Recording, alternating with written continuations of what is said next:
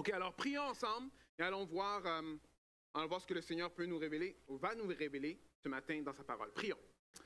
Père éternel, on te glorifie, Seigneur. Merci, Seigneur, qu'on voit que même si l'autre moitié de l'Église locale, Seigneur, n'est pas ici, ce matin, mais on est en train de te louer ensemble. Pas seulement notre Église qui, en ce moment, physiquement est séparée, mais toutes les autres églises, que ce soit à Repentigny, que ce soit à travers le Québec et à travers le monde entier, le dimanche, on est en train de te louer ensemble et on élève nos mains, Seigneur, on te glorifie parce qu'on sait que c'est toi qui bâtis ton Église et même les portes de l'enfer ne prévaudront pas contre elle. Gloire à toi, Seigneur, parce qu'on peut te faire confiance. Je te prie pour les églises de Repentigny. Je te prie qu'ils puissent prêcher ta parole. Je prie, Seigneur, que ceux qui font puissent être appuyés sur ce que toi tu as dit. Je te prie, Seigneur, que tout ce qui a à faire avec des scandales et des choses comme ça, Seigneur, que tu puisses passer ça loin, loin des églises, Seigneur, afin qu'on puisse être la lumière du monde, comme tu dis, le sel de la terre, et que d'autres puissent venir à toi. On te prie ça en ton nom, Jésus. Amen. Ah, il y a une émission qu'on regardait quand les enfants étaient plus jeunes, une émission qu'ils aimaient beaucoup, ça s'appelle Bear Grylls. Est-ce qu'il y en a qui ont déjà vu ça? Alors, c'est un homme que finalement, lui, il aime rentrer dans un avion, sauter de l'avion au milieu de n'importe où et essayer de retourner à la civilisation. OK? Dans le fond, c'est ça que lui fait. Mais il part avec juste un couteau. C'est bien correct, on est une famille. Oui. Alors, il part avec un couteau et c'est tout. Alors, des fois, ça peut lui prendre 1 jour, 2 jours, 3 jours, même des semaines pour retrouver la civilisation. Et au fur et à mesure, il doit trouver de quoi manger. Alors, c'est là qu'on voit, quand quelqu'un est en survie, qu'il est prêt à manger vraiment n'importe quoi. Et vraiment, il mangeait n'importe quoi. Alors, il y a une émission où est-ce que peut-être vous aimez ça, je ne sais pas, mais il est pris d'une grosse larve. Est-ce que vous avez déjà vu les grosses larves juteuses, là? Est-ce que vous êtes avec moi ou pas? Vous savez c'est quoi une larve? Une larve, une grosse chenille. Un gros ver de terre blanc rempli de... Oui. Alors là, il dit, ça c'est de la bonne protéine. Alors lui, il prend ça, après il mange ça. C'est pour la survie, right? Et une fois, il est dans le désert et il cherche de quoi boire, mais il ne trouve pas d'eau. Mais qu'est-ce qu'il voit? Il voit une carcasse de chameau. Right? Et il dit, man, je sais que les chameaux, eux, quand ils font leur numéro 2, il y a de l'eau dedans. Mais il n'y a pas d'eau nulle part. Alors lui, il va, il cherche ça et il boit. Dégueulasse? Mais c'est une émission de survie. Mais on est dans ce contexte-là aujourd'hui. Alors aujourd'hui, on va parler de qu'est-ce qui se passe après l'Exode, après que Dieu a fait sortir le peuple d'Israël d'Égypte. Il a fait sortir le peuple d'Israël d'Égypte. La dernière plaie, c'était que les premiers-nés sont morts. Right? Après là, ils sont partis. Les parents ont dit, allez-vous-en. Après, il a réalisé, non, il faut aller les rattraper. Finalement, ils ont suivi Pharaon. Dieu a ouvert la mer, ils sont passés et c'est là qu'on est rendu aujourd'hui. Le Pharaon et son armée sont morts et les Israélites sont là et ils font la fête. Alors voilà où est-ce qu'on est rendu. Exode 15, 1, right? Alors Moïse et les Israélites chantèrent ce cantique à l'Éternel. Ils dirent, je chanterai à l'Éternel car il a montré sa souveraineté. Il a jeté dans la mer le cheval et son cavalier. Même une femme qui est en train de prophétiser, elle dit, Myriam, la prophétesse, sœur d'Aaron, prit à la main le tambourin et toutes les femmes sortirent à sa suite. Vous voyez ça? Avec des tambourins et des danses, Myriam leur répondait, chantez à l'Éternel, car il a montré sa souveraineté. Il a jeté dans la mer le cheval et son cavalier. Est-ce que vous voyez ça? Alors on voit ici que là c'est la fête. C'est la fête parce que Dieu a fait quelque chose d'extraordinaire. Au-delà de ce que les Israélites auraient pu même penser ou souhaiter. Il les a délivrés de l'esclavage. Il a délivré de l'esclavage et maintenant, ils sont libres. Alors, vous savez, certains d'entre nous, c'est comme ça qu'on veut que la vie chrétienne soit chaque jour. On veut que ce soit comme les plaies d'Israël. Ça veut dire qu'on veut que Dieu fait des miracles comme ça chaque jour. Combien de fois que l'histoire d'Exode d'Égypte se passe dans la Bible? Une fois. C'est intéressant. Mais nous, souvent, ce qu'on veut, c'est qu'on veut que notre vie chrétienne ressemble à ce que Dieu est en train de faire dans l'Exode à chaque jour. Mais c'est intéressant parce que Dieu, oui, il a fait l'Exode, mais c'est pour nous encourager même aujourd'hui. Il faut faire attention parce que des fois, quand on essaie de rechercher toujours ces miracles, toujours ces sensations fortes, on peut se tromper nous-mêmes. Il y en a là que c'est comme ça qu'ils veulent que la vie chrétienne soit chaque jour. Est-ce que tu peux le mettre pour moi? Parce que, oui. La fête, là. Hein? Alors alors ça c'est un festival, alors c'est intense, on fait la fête, comme on vient juste de voir, il y a la fête, mais chaque jour on veut que ce soit comme ça. Après là, on vit la vie chrétienne, ou peut-être le Seigneur est venu vous sauver, et vous avez vécu ça, mais vous voulez que ce soit comme ça chaque jour. Après, on commence à vivre la vie chrétienne, et après, on réalise que c'est très différent le jour d'après. N'est-ce pas? Ça ressemble plus à ça.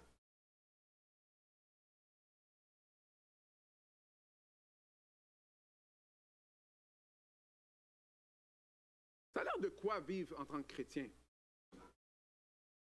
Un chrétien, vraiment, sa vie devrait avoir l'air de quoi? Est-ce que c'est vraiment le party chaque jour? C'est ça qu'on va aller voir aujourd'hui. On va voir que dans Exode, ça nous montre vraiment un bon portrait de ça a l'air de quoi vivre pour Dieu. Parce que si vous n'êtes pas au courant, l'Exode avait un avant et il y a eu un après. Alors, la délivrance que Dieu a accordée au peuple d'Israël, il y avait un avant la délivrance et un après. Et beaucoup de chrétiens, ils deviennent très découragés parce qu'ils pensent que la vie chrétienne est quelque chose d'autre, mais finalement, on va voir que la vie chrétienne est réelle. Et Dieu est vraiment réellement là. Ça ne veut pas dire que la vie chrétienne est facile. En premier point, être chrétien, c'est cheminer quotidiennement avec Dieu. Être chrétien, c'est cheminer quotidiennement avec Dieu. Alors, si on va dans Exode 15, 22, ce qu'on va voir, c'est qu'on va voir que ça dit ceci. Moïse fit partir Israël de la mer des Joncs. Alors ça, c'est après le party, right? Et ils prirent la direction de quoi? Du désert. Du désert de Chour.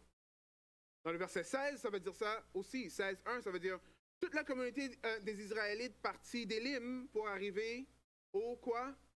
Désert de Sin, qui est entre Élim et le Sinaï, le 15e jour du second mois après leur sortie du pays d'Égypte. Lisons un peu. Alors, ils arrivèrent à Mara, ça c'est 15-23. Mais ils ne purent pas boire l'eau de Mara parce qu'elle était amère. D'où le nom Mara qu'on lui donna. Alors le peuple murmura contre Moïse en disant, « Alors, que boirons-nous? » Et Moïse cria à l'Éternel. Et l'Éternel lui indiqua un certain bois qu'il jeta dans l'eau, et l'eau devint douce. Alors, c'est là que l'Éternel donna au peuple des prescriptions et des ordonnances, et ce fut là qu'il mit le peuple à l'épreuve. Il dit, « Alors, si tu écoutes attentivement la voix de l'Éternel, ton Dieu, si tu as fait ce qui est droit à ses yeux, si tu prêtes l'oreille à ses commandements, et si tu et si tu observes toutes ces prescriptions, je ne t'infligerai aucune des maladies que j'ai infligées aux Égyptiens, car je suis l'Éternel qui te guérit. » Alors, ils arrivèrent à Élim, où ils avaient 12 sources d'eau, 70 palmiers, et ils campèrent là, près de l'eau. près de l'eau. Alors, ce qu'on voit, c'est qu'on voit quelque chose de très intéressant. On voit que le lendemain après les fêtes, le peuple alla dans le désert. Si vous connaissez l'histoire, ils vont être dans le désert pendant un petit bout de temps. Le désert va devenir leur nouvelle réalité. Le désert va être où est-ce qu'ils vont habiter pour les 40 prochaines années. Vous savez, dans le désert, il y a quelques caractéristiques. C'est facile de trouver de la nourriture dans le désert, n'est-ce pas? C'est facile de trouver de l'eau dans le désert, n'est-ce pas? Non. C'est très difficile. Vous voyez, le quotidien du peuple d'Israël va être dans le désert. Le quotidien va être dans le désert. Vous savez, frères et sœurs, souvent, notre vie spirituelle peut avoir l'air de ça. On vit jour après jour, et des fois, ça a l'air comme si c'est dans le désert. Des fois, c'est dur à aller chercher la nourriture. On ne sait pas où aller trouver l'eau, on ne sait pas où aller trouver de la nourriture. Et qu'est-ce qu'ils font? Ils murmurent. Le mot murmurer, nous, on va dire chialer, mais c'est plus fort que ça. Ils se rebellent contre Dieu. Après que Dieu a fait tout ça, après que Dieu vient juste de tuer l'armée de Pharaon, les 10 fléaux, il les a délivrés de l'esclavage, là, ils sont en train de dire, « Oh, Dieu. » Ils se rebellent contre Dieu. Pourquoi? Parce que la vie n'est pas exactement comme eux, ils pensaient que ça allait être. Est-ce que ta vie a de l'air un peu désertique? Est-ce que c'est dur de se nourrir? Ce qu'on va voir, c'est qu'on va voir que, oui, c'est vrai que c'est dur de se nourrir dans le désert, mais que Dieu, lui, il a pourvu. Il a nourri les Israélites de journée 1 jusqu'à ce qu'ils se sont rendus dans la terre promise. Alors même dans le désert, à travers le désert, le Seigneur nous montre que lui, il nourrit son peuple. Il nous donne ce qu'on a de besoin pour survivre. Il donne ce qu'on a de besoin pour survivre. Il y a eu un avant et il y a eu un après. Alors, si vous vous rappelez, Exode 1, 7 va dire « Les Israélites furent féconds, proliférèrent, se multiplièrent et devinrent de plus en plus puissants. Et le pays en fut rempli. » Ah, ils étaient contents. Mais juste quelques versets après, on va voir ceci. « Alors les Égyptiens assujettirent les Israélites à une servitude rigoureuse. Ils leur rendirent la vie amère par un rude travail avec l'argile et les briques, et tout le peuple des champs, et tout le travail des champs, car c'est-à-dire pour tout le travail auquel on la servissait avec rigueur. » Alors, ils avaient un temps avant où est-ce que ça allait bien. Après, il y a un temps qui était difficile et Dieu les a délivrés. Et là, ils rentrent dans un même temps où est-ce que c'est difficile, ils sont dans le désert. Et ce qu'on est en train de voir, c'est que le peuple d'Israël, il n'a pas appris quoi que ce soit. Encore une fois, il est en train de penser que Dieu l'a abandonné. Que Dieu l'a abandonné. Vous voyez, je ne sais pas comment que vous voyez la vie chrétienne, mais si vous pensez que la vie chrétienne est résumée dans le fond de venir à l'église le dimanche, vous manquez vraiment beaucoup de ce que la parole de Dieu est en train de nous montrer. Parce qu'un chrétien, là, c'est quelqu'un qui chemine avec Dieu quotidiennement, chaque jour. Parce que c'est vrai, on peut venir le dimanche, ici, après il y a plein de chrétiens, on est ensemble, on a un bon temps ensemble, on se parle, on entend la parole de Dieu, on chante, gloire à Dieu. Mais vous savez, le désert, si je pourrais me mettre comme ça, est juste de l'autre côté de la porte. Quand on part d'ici, on retourne à la maison. Certains d'entre vous, c'est la chicane à la maison. Il y en a d'autres, vous êtes seul à la maison. Il y en a d'autres, c'est retourner au travail. Votre boss va probablement être de la même façon lundi matin. Right? Il y en a qui n'ont pas de travail. Alors l'idée, c'est qu'on peut comprendre que, attends une minute, la vie n'est pas aussi facile que moi j'aurais pensé. Peut-être avec Jésus, tout allait être facile. Tout n'est pas facile. Jésus va nous donner ce qu'on a de besoin, mais on va quand même il faut quand même marcher à travers le désert.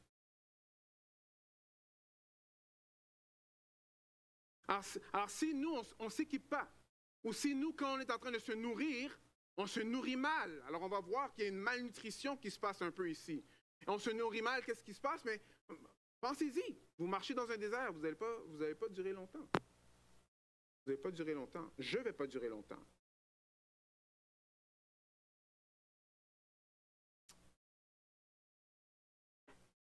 Il y en a d'autres qui voient les choses un peu différemment. Ils vont dire, ah, bon oui, je viens à l'église parce que mes parents me forcent ou mon conjoint me force. C'est pas si important que ça. Mais j'ai une nouvelle pour toi aussi. C'est que la vie est difficile non seulement pour les chrétiens, mais aussi difficile pour les non-chrétiens. Il y a une chose qu'une personne m'a dit quand elle est venue au Seigneur, elle a dit ceci. Elle dit, tu sais, je suis tellement content d'avoir connu Jésus-Christ parce que maintenant la souffrance a un sens.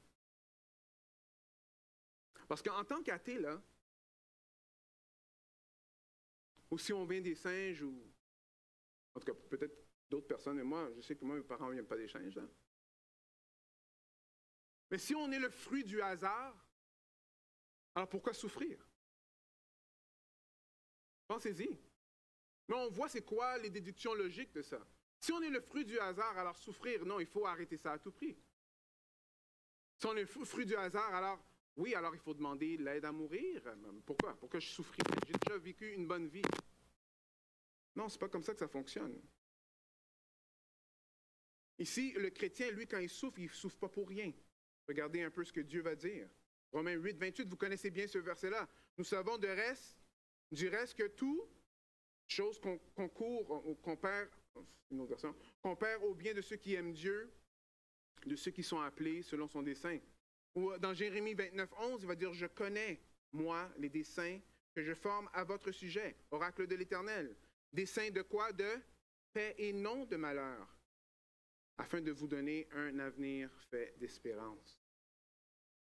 Alors, on peut faire l'erreur de penser que le peuple d'Israël qui marche à travers le désert, c'est juste une histoire où est-ce que Dieu va les nourrir. Non, c'est bien plus que ça. On voit que Dieu est en train de les mettre au défi. Parce qu'il est en train de leur montrer, regardez, vous avez besoin de moi pour survivre. Pensez-y, quelle personne ici est capable de vivre sans quelque chose en dehors de eux? Sans oxygène, sans eau, sans nourriture. Est-ce qu'il y a quelqu'un qui est capable de le faire? Si oui, viens nous le montrer. Il n'y a personne qui est capable de faire ça. Alors pourquoi est-ce que notre vie spirituelle serait différente? Serait différente? Il y a une idée qui dit, OK, mais si tu veux vraiment savoir ce qu'est ta spiritualité, va voir en dedans de toi. La parole de Dieu nous dit ce qu'il y a en dedans de nous. On a des cœurs tortureux plus que toute autre chose. Le péché est en dedans de nous. On a besoin d'un sauveur, de nous sauver même de nous-mêmes. Même de nous-mêmes. Alors des fois, oui, le Seigneur va nous laisser dans des situations qui sont difficiles.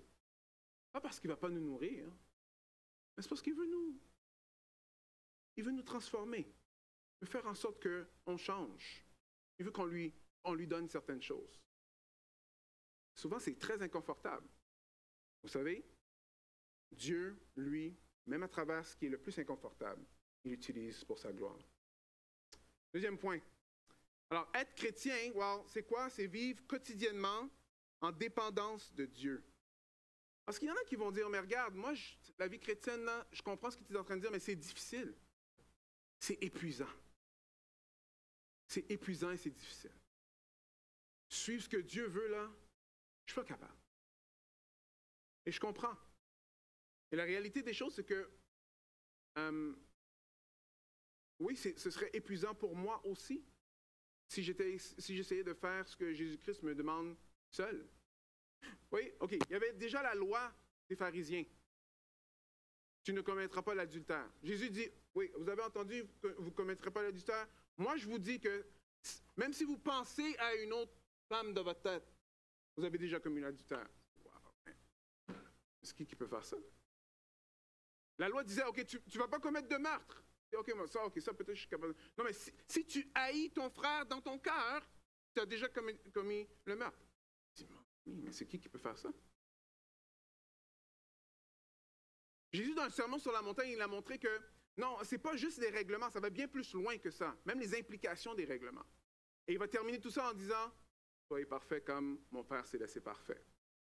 Bonne chance, guys.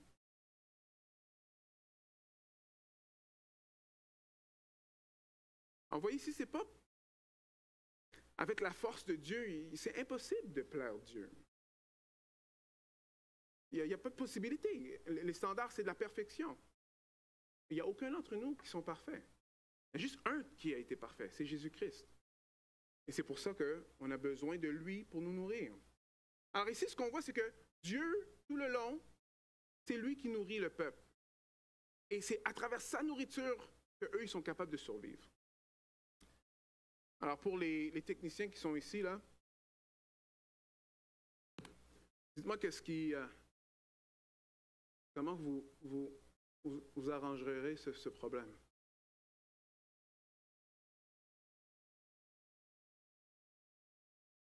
Alors, c'est quelqu'un qui appelle après et dit, regarde, moi je suis tanné parce que mon ordinateur, il ne fonctionne pas. Il ne fonctionne pas. Oui, mais je l'ai tout branché. OK, mais ça ne fonctionne toujours pas. Alors, comment arranger ce problème-là?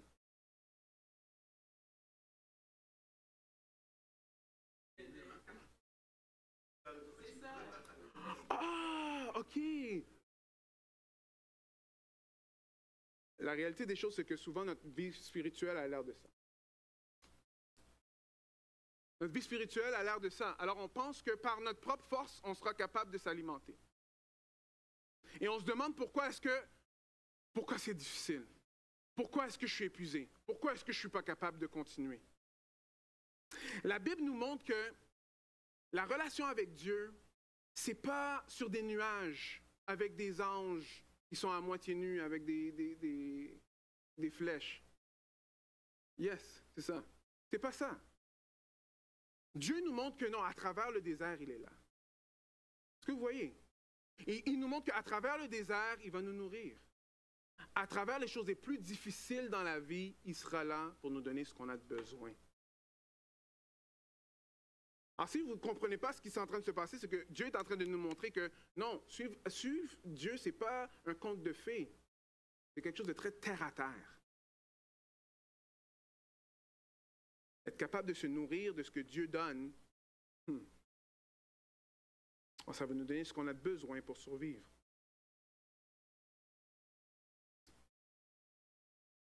Verset 3 du chapitre 16 va dire ceci. Les Israélites leur dirent, alors, que ne sommes-nous morts par la main de l'Éternel dans le pays d'Égypte, quand nous étions assis près des marmites de viande, quand nous mangions du pain à satiété, car vous nous avez fait venir dans ce désert pour faire mourir de faim toute cette assemblée. C'est vraiment intéressant ce que le peuple d'Israël est en train de dire. Ce que le peuple d'Israël est en train de dire, là c'est difficile, il n'y a rien à boire, il n'y a rien à manger.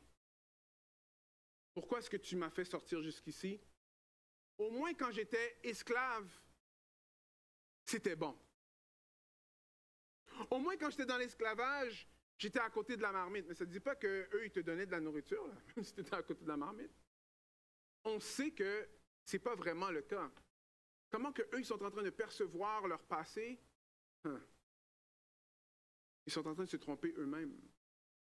Alors, vous voyez, ils ont besoin de la nourriture, mais eux, dans leur tête, ils sont en train de se tromper eux-mêmes, de penser que ce qui était avant les nourrissait. Les nourrissait. Si vous avez déjà lutté avec le péché, si vous luttez avec le péché encore aujourd'hui, bon, je sais que vous luttez avec le péché encore aujourd'hui, on n'est pas encore dans nos corps glorifiés. La réalité des choses, c'est que des fois, on peut avoir ce genre de raisonnement-là.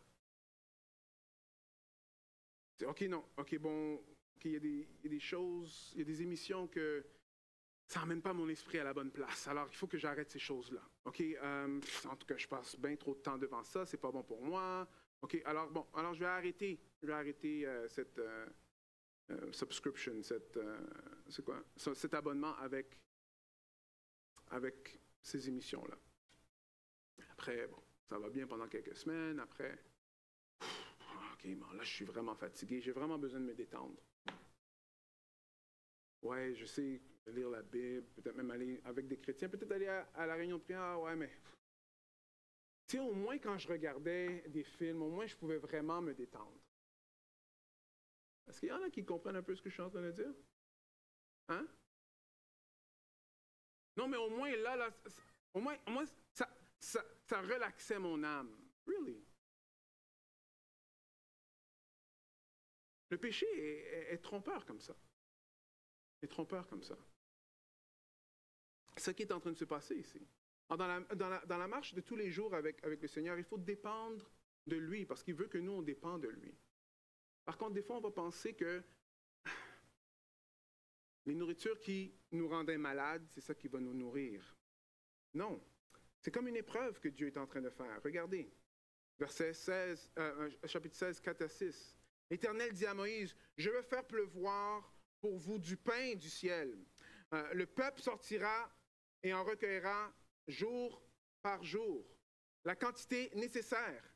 Ainsi, je mettrai quoi? À l'épreuve. Je le mettrai à l'épreuve et je verrai s'il marche ou non selon ma loi. » Le 6e jour, lorsqu'ils prépareront ce qu'ils ont apporté, il y en aura 2 fois plus que ce qu'ils récoltent chaque jour. Moïse et Aaron dirent à tous les Israélites, « Ce soir, vous reconnaîtrez que c'est l'Éternel qui vous a fait sortir du pays d'Égypte. » Vous savez, frères et sœurs,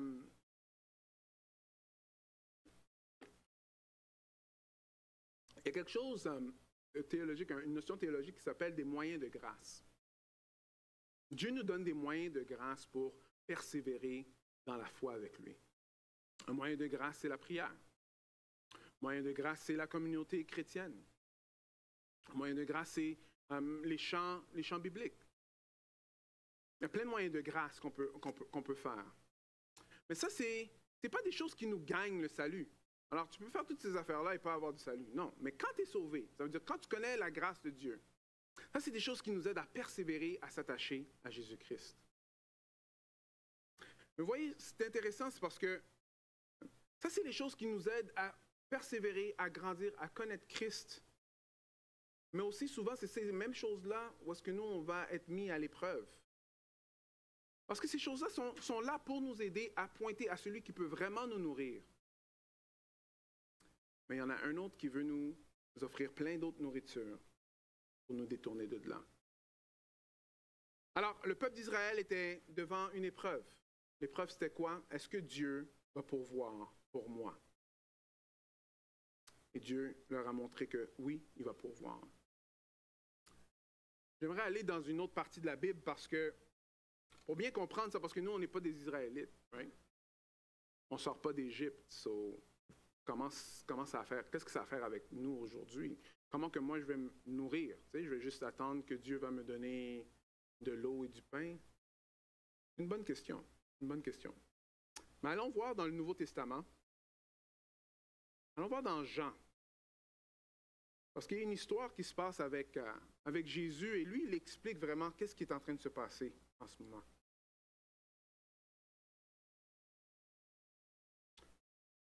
Jean 6, 26. Alors, cette histoire-là se passe après que Jésus-Christ a fait une multiplication de pain. Alors, si vous connaissez l'histoire, bon, il y a un jeune homme qui avait quelques pains, quelques poissons, et Jésus-Christ, lui, il a nourri toute la foule. Et il restait jusqu'à 12 paniers. Alors là, la foule, là, comme ils ont bien mangé. Alors, ils cherchent Jésus. On est rendu ici. Jésus 6, 26, 27. Il dit ceci. Alors, Jésus leur répondit, vraiment, je vous l'assure, si vous me cherchez, ce n'est pas parce que vous avez compris le sens de mes signes miraculeux. Non. C'est parce que vous avez mangé du pain et que vous avez été rassasiés. Alors, c'est intéressant. Alors, Jésus est en train de dire, vous me cherchez, mais vous ne me cherchez pas parce que vous voulez savoir qui je suis. Vous me cherchez parce que vous voyez que je fais des miracles. En fait, c'est ça que vous voulez. Vous voulez que je remplis votre ventre. Parce que si on va dans le temps de Jésus, là, le monde, il travaillait pour être capable d'avoir du pain. Il travaillait pour être capable de manger. Alors là, qu'est-ce qu'ils ont trouvé? Ils ont trouvé, attends une minute, ce gars-là, lui, il est capable de faire des miracles, il est capable de nous nourrir. On aimerait bien avoir ce petit gars qui fait des miracles pour nous. Tu sais? On travaillera beaucoup moins. Alors, il cherche Jésus. Est-ce que c'est possible de nous donner ce pain? Tu sais, comme tu avais fait, donne-nous du pain. Après, il continue à dire, travaillez non pour la nourriture périssable, mais pour celle qui dure pour la vie éternelle. Cette nourriture, c'est le Fils de l'homme qui vous la donnera. Car Dieu, le Père, lui, en a accordé le pouvoir en lui marquant de son sceau. Alors, c'est ce qu'on voit ici, c'est que ces personnes-là, ils voulaient Jésus, mais ce n'est pas vraiment Jésus qu'ils voulaient. Ils voulaient ce que Jésus était capable de leur donner. Mais ils ne voulaient pas vraiment Jésus lui-même. Continue. 6, 28 à 29. Et ils lui dirent, alors que ferons-nous afin de travailler pour les œuvres de Dieu? Et Jésus leur répondit, ce qui est l'œuvre de Dieu, c'est quoi? C'est que vous croyez en celui qui l'a envoyé. Alors, moi, je peux me voir dans la foule aussi, trouver une personne qui est capable de m'aider dans mes finances. Tu sais, moi, je peux comprendre. Il fait des miracles. J'aimerais bien qu'il soit mon ami, là. Alors, je suis allé là-bas pour voir si moi, je pourrais avoir comme quelque chose du gars. Après, finalement, lui, il est en train de dire, non, c'est pas comme ça que ça fonctionne. Je dis, bon, OK, bon, alors qu'est-ce qu'il faut que je fasse de spirituel, là, pour l'avoir? Il dit, c'est pas une affaire de faire des choses spirituelles. C'est une affaire de croire celui que Dieu a envoyé. Continue. Jean 6, 30, 31. Sur quoi ils leur dirent, alors quel signe miraculeux nous feras-tu voir pour que nous puissions croire en toi? Que vas-tu faire? Pendant qu'ils traversaient le désert, nos ancêtres ont mangé la manne. Oh, c'est intéressant, on vient juste de parler de ça. Comme il le dit dans le texte, il leur donna à manger un pain qui venait du ciel. Alors là, il faut comprendre le contexte. Jésus-Christ vient juste de toutes les nourrir. Ils courent après lui parce qu'ils veulent plus de miracles. Jésus leur dit, il n'y aura pas vraiment de miracle qui va se faire ici. Après, il dit, OK, attends une minute. Là, OK, toi, tu vas me dire qu'il faut qu'on croie en toi? Prouve-le-nous. Bon, il l'avait prouvé avant, hein? Il dit, mais regarde, toi, t'es rien, toi, parce que Moïse, lui, il a donné du pain au peuple d'Israël. Toi, qu'est-ce que tu vas donner? Ça, c'est un passage qui est quand même très intéressant de comment que nous, on voit notre relation avec Dieu. Est-ce que la bonne nouvelle de l'Évangile, c'est que nous, on a une relation avec Dieu? Est-ce que la bonne nouvelle, c'est qu'on reçoit Dieu? Ou est-ce que la bonne nouvelle, c'est que wow, Dieu va me donner des choses? Parce que ça fait une grosse différence. On va voir plus tard que Jésus-Christ va commencer à expliquer que non, mais il faut que tu manges ma chair, que tu bois mon sang. Le monde va dire, hey, c'est quoi cette affaire-là? Il faut que tu te nourris de moi. C'est ça le cadeau que Dieu donne. Il nous donne lui-même. Parce que vous voyez, souvent, là, ce qui va se passer, c'est qu'on va avoir des situations où est-ce que du monde, des prières où est-ce que ce qu'on veut, c'est on veut que Dieu nous donne des affaires. C'est pas assez de connaître Dieu. C'est pas assez que Dieu m'a sauvé. Il doit aussi, comme genre, me bénir jour après jour. Et s'il ne me bénit pas, alors c'est parce que probablement je ne suis pas en train de prier correctement. Ou... Ça, c'est loin du message qui est dans la Bible. Le standard, vous vous rappelez, c'est la perfection, right? Alors dans Romains, ça va dire, car tous ont péché, sont privés de la gloire de Dieu.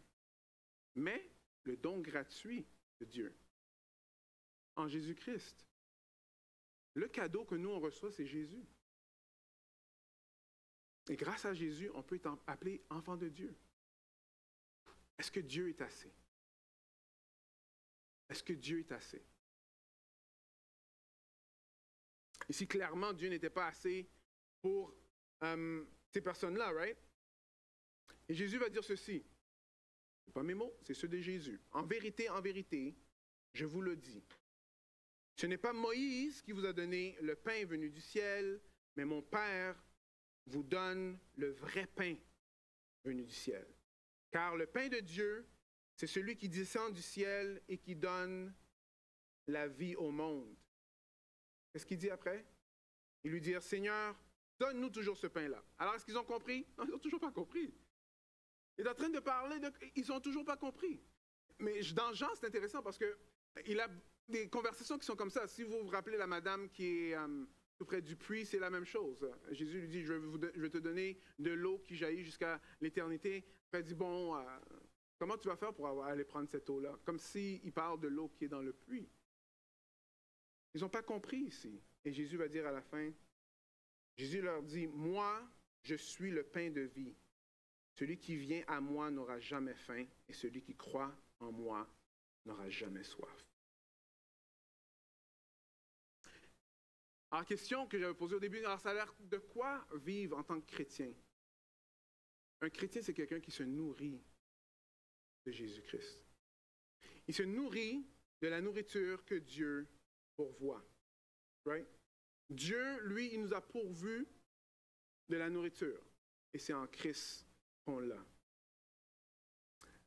Plusieurs pensent que vraiment, être chrétien, c'est d'avoir une vie parfaite. C'est pas ça. Dieu a dit, je ne suis pas venu pour ceux qui ne sont pas malades. Si tu n'es pas malade, tu n'as pas besoin de sauveur. Pas besoin de sauveur. Si tu n'as pas faim, tu n'as pas besoin d'être nourri. Non, mais si tu as faim, la nourriture est là. Jésus-Christ, c'est celui qui peut nous nourrir. Celui qui va faire en sorte que dans le désert, on ne va pas mourir. Il y en a qui vont dire, oui, je comprends, mais je ne comprends pas. Comment que je fais pour manger Jésus? On va rentrer dans ça dans quelques instants. Une chose que, avec le temps que j'ai réalisé, c'est vraiment la façon que Dieu, lui, fonctionne. C'est pas de la même façon que nous, on fonctionne. Il a une autre façon de voir les choses. Lui, il est souverain, il voit tout.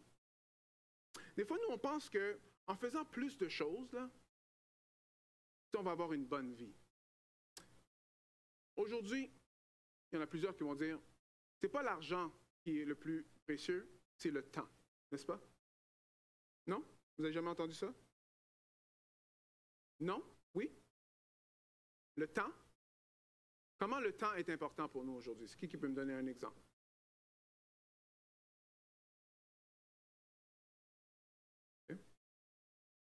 La vie est courte, oui, 100%. Oui. OK, oui, oui. Qui ici manque de temps? Levez la main. Pour de vrai? OK, c'est bon, parce que j'ai un cours la semaine prochaine que je vais donner chaque jour de la semaine. J'espère que vous allez être là. Et des réunions de prière aussi, chaque soir. J'espère que vous allez être là. Est-ce que tout le monde pourrait être là? Non, pourquoi? Parce qu'on manque de? On manque de temps. OK, on manque de temps. Alors, ce qu'on est en train de voir, c'est qu'on manque de temps. On est en train, dans le fond, de rentrer dans la roue, et on continue. Mais il y a un problème avec ça. Le problème avec ça, c'est parce que on se nourrit de quoi, vraiment? On se nourrit de quoi?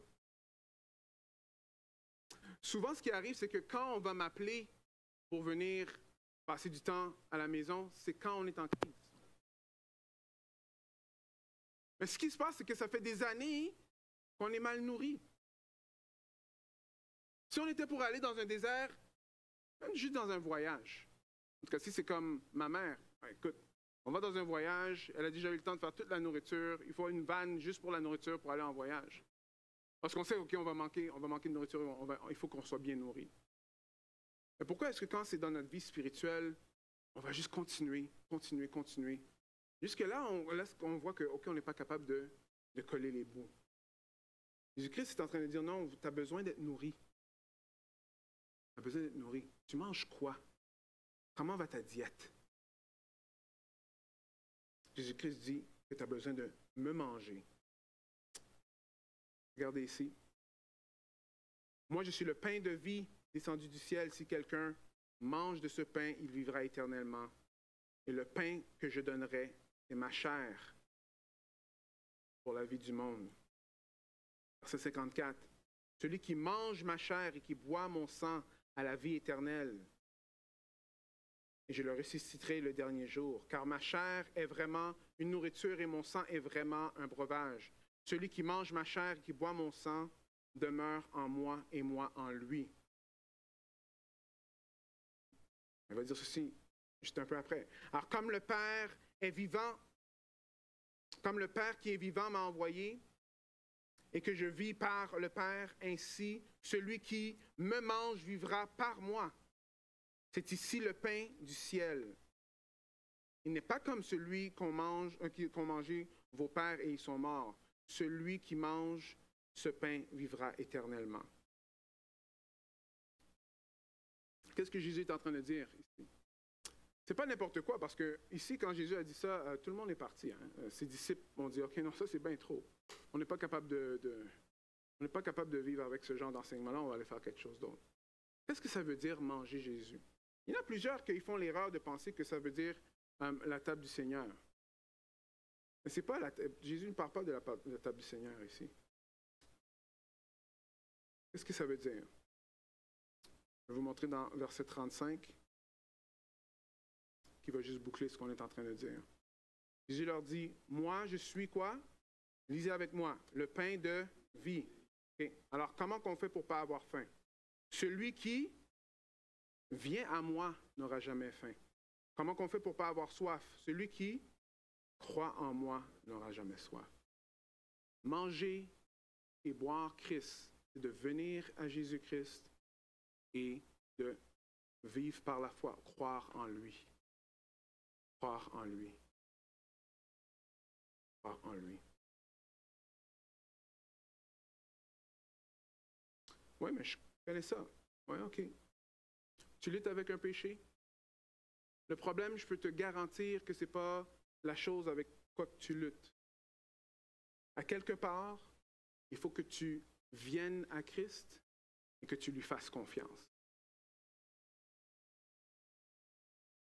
C'est difficile financièrement.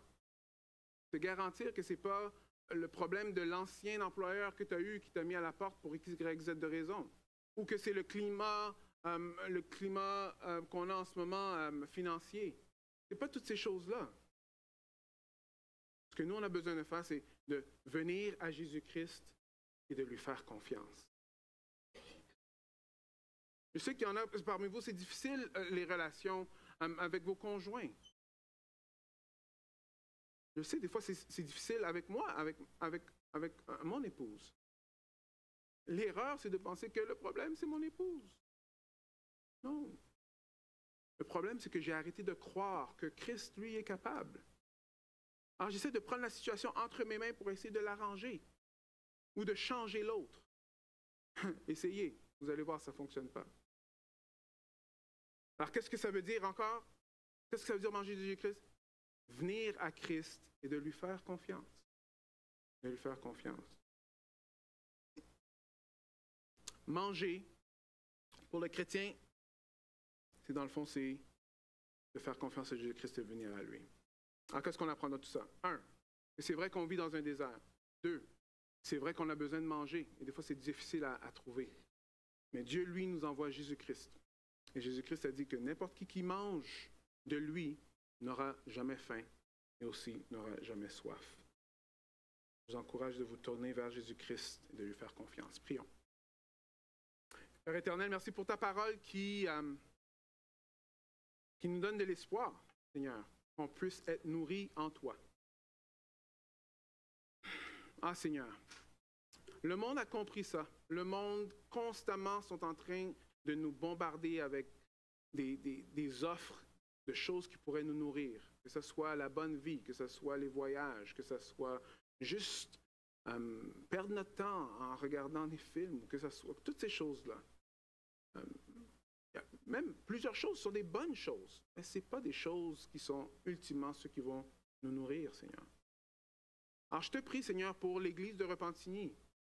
Je prie dans ma vie aussi, de me donner le discernement de voir quand je ne suis pas en train de me nourrir de toi, Seigneur, que je puisse me repentir, venir vers toi et de te faire confiance.